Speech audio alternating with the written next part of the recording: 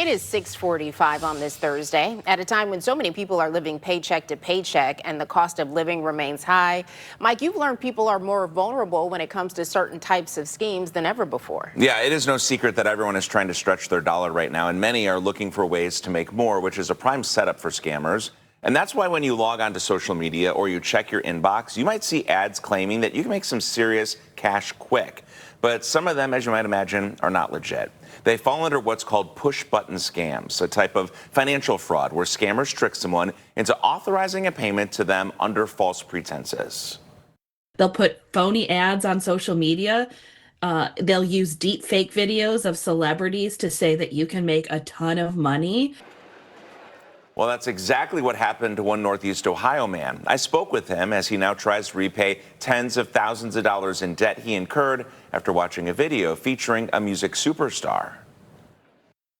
It was a deepfake video on social media featuring a music legend that piqued Ray's interest. You believed that it was Elton John, though, in that Instagram video. I did. Ray wants to share what happened to him, but requested we don't show his face or use his last name. The video claimed the 71-year-old could make easy money. So what was it that you thought you'd be doing to make all this money? Well, I thought that I would be able to set up this store and start earning money. It would be an online store. The things they showed you, all these cool items that you'd be selling. Ray was set up with two representatives that he thought were from the company supplying the products. Did you open up a bank account? Yeah. To get a credit card? With like U.S. Bank and Apple. And they had access to that account? Yeah. Wow. He went through the setup process with the hopes of making $25,000 to $30,000 a month, but it didn't take long for suspicion to set in. At what point did you go, this isn't adding up? That's when these two young girls were setting me up with this store. It's like, and they were clueless. Ray tells me he learned the pair lived on a chicken farm in the Philippines. And when I got to that point, it's like, yeah, there's something not right about this. By then, it was too late. How quick were they to take your money? It sounds like they got a lot of it very quick. Real quick. Those credit cards they helped Ray open already had 4 charges on them. Before you know it, it's like $20,000. I took Ray's experience to Pamela Anson with the BBB of Greater Cleveland. You really have to do your due diligence to see that the content you're getting fed is legitimate. Anson tells me people are more susceptible to these kinds of scams given current economic conditions.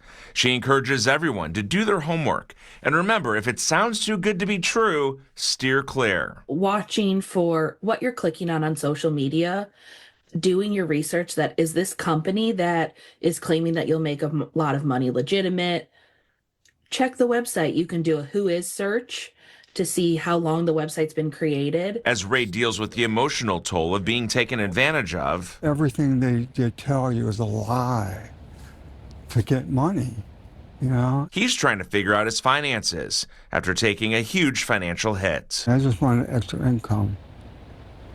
And I just got sucked right into it, so. How are you going to be able to pay this back? Not easily. It's going to take a while.